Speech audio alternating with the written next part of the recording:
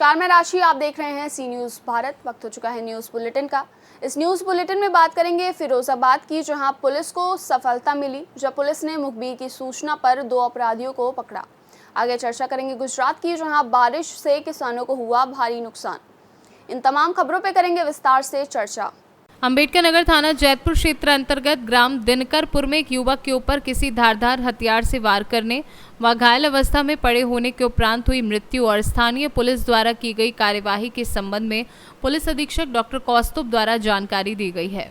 जनपद अंबेडकर नगर थाना जैतपुर अंतर्गत ग्राम दिनकरपुर में सुबह पुलिस को सूचना प्राप्त हुई कि यहाँ पर अरुण कुमार मिश्र और नन्हे मिश्र जब अपने घर में सो रहे थे खाना खाकर, तब रात के समय में इनके ऊपर किसी धारदार हथियार से इनके सर पर हमला किया है, जिससे इनको चोट पहुंची है। सूचना पर तत्काल पुलिस द्वारा जब मौके पर पहुंचा गया तब पाया गया कि ये अपने बिस्तर में ही घायल अवस्था में थे और इनकी मृत्यु हो रखी थी। इस सूचना पर पुलिस द्वारा यहां पर पहुंचकर एविडेंस कलेक्ट किया गया है। पुलिस के पास कई महत्वपूर्ण लीड आए हैं। अभी तक की जो जाँच है उसमें किसी जानने वाले द्वारा ही उनके चेहरे पे वार करने की बात निकल कर आ रही है। शीघ्र ही इस घटना का निवारण। अंबेडकर नगर से सी न्यूज़ संवाददाता अजय कुमार उपाध्याय की रिपोर्ट।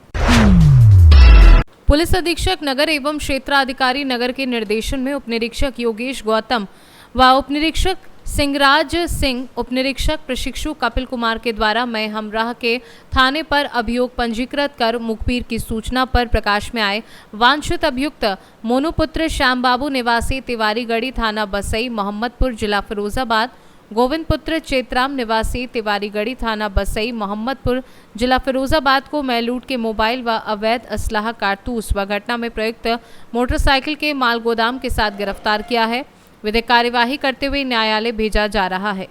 फिरोजाबाद से कैमरा पर्सन ताहिर सिद्दीकी के साथ बबलू फरमान की रिपोर्ट। गुजरात राज्य के दाहोद जिले की पूरी तहसील में भारी बारिश हो रही है। बारिश की वजह से किसानों की फसलों को काफी नुकसान भी पहुंच रहा है। गुजरात से सी न्यूज़ संवाददाता राजू भाभोर की रिपोर्ट। महाराजगंज जनपद के नौतनवा तहसील क्षेत्र के कुरहवा खुर्द में गोरखपुर सोनौली मार्ग चौड़ीकरण में कुरहवा निवासी जगेश्वर जगदेव और जगपाल पुत्र ध्रुव नारायण का एक मंजिला मकान पीएनसी द्वारा बिना पैसे भुगतान किए जबरन गिरा दिया गया। वहीं पीड़ितों द्वारा भुगतान के लिए 1 साल से तहसील और कलेक्ट्रेट के चक्कर लगा रहे हैं, लेकिन मकान का भुगतान नहीं हो पा रहा। पीड़ित के पिता ध्रुव नारायण ने बताया कि मेरे 3 बेटों का मकान का पैसा लगभग 7 लाख से अधिक 1 साल से नहीं दिया गया है। हम सब बेघर हो गए हैं और डीएम कार्यालय के चक्कर लगा रहे हैं, लेकिन हमें न्याय नहीं मिल रहा है। वहीं इस संबंध में सक्षम अधिकारी व उप भूमि अध्याप्ति अधिकारी एमएम वर्मा ने बताया कि 5 अप्रैल 2023 को आरटीजीएस के माध्यम से चेक द्वारा भुगतान करा दिया गया है। किसी कारण से भुगतान नहीं हो पाया है। जांच कर जल्द ही भुगतान करा दिया जाएगा। क्या नाम है आपका, कहाँ के रहने वाले हैं, किस तरह की समस्या है आपको? हमारा नाम ध्रुव नारायण है, कुरवा के रहने वाले हैं। और जो है हमारी मकान रोड में पड़ गया है। रोड में पड़ा लगभग साल भर हो गया। साल भर से हमारा पैसे के लिए हम चक्कर काट रहे हैं।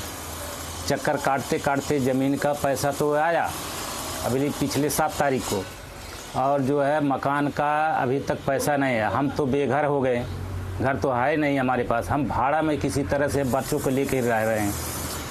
अब बच्चों को लेकर रहे हैं भाड़े में, और हमारे 3 लड़के हैं। तीनों लड़के के नाम से है जगेश्वर, जगदेव, जगपाल। तीनों के नाम से ये 2,43,100 कुछ रुपया है एक लड़के का नाम से। हमारा टोटल 7,20,000 शायद बनता है। अभी तक उसी पैसे के चक्कर में हम यहाँ से महाराजगंज 4-5 मरतबे महाराजगंज जा चुके। पिछले महीने 5 तारीख को हमने डीएम ऑफिस भी गया। वहाँ भी हमने रिक्वेस्ट किया कि भाई हमारा पैसा दिलवा दीजिए।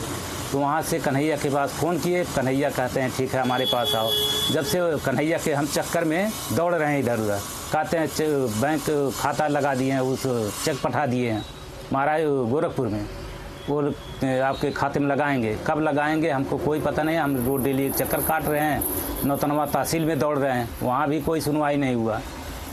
इसी तरह हमारा जो है बेघर होके घूम रहे हैं बस। क्या आश्वासन मिला था वहाँ से आपको, महाराजगंज से डीएम से जब मिले थे आप? तो डीएम से मिले थे तो आश्वासन कन्हैया ने बुलवाया फ़ोन करके कि आओ हमारे पास। तो वहाँ गए, कहे ठीक है चलिए बैंक में लिवा गए। वहाँ पर हमको बैठा दिए। उसके बाद मैनेजर से क्या बात किए क्या नहीं किए, उसके बाद तब से कहते हैं ठीक है अब कहाँ पैसा पहुँच जाएगा, लेकिन अभी तक पैसा नहीं पहुँचा। महाराजगंज से सी न्यूज़ संवाददाता अंगद शर्मा की रिपोर्ट।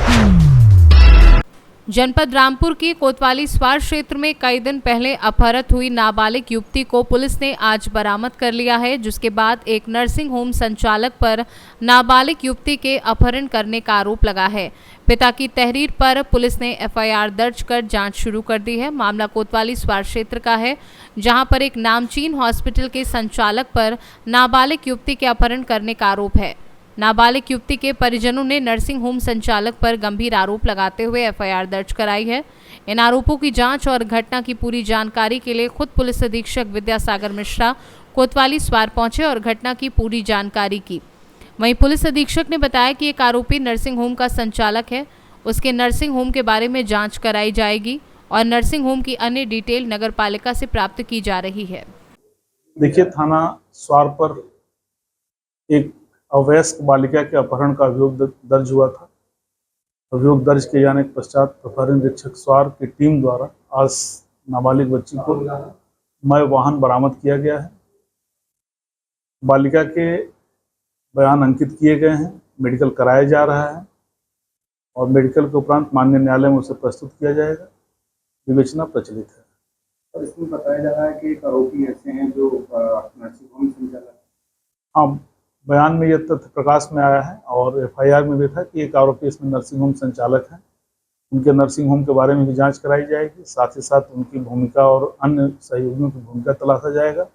नर्सिंग होम के अन्य डिटेल्स भी हमारे द्वारा नगर पालिका से प्राप्त किए जा रहे हैं, तदनुसार विधिक कार्रवाई भी की जाएगी। सर, ये बताया गया कि युवती जो है वो अपहरण की गई थी, कितने दिन उनके साथ रही है?